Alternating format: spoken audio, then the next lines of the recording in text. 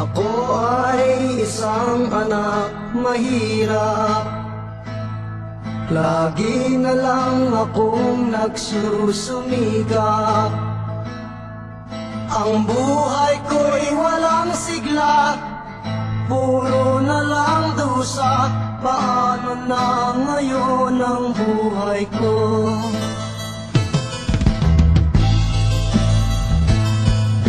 Sa akin ay walang tumatanggap, mababa raw ang aking pinag-aralan.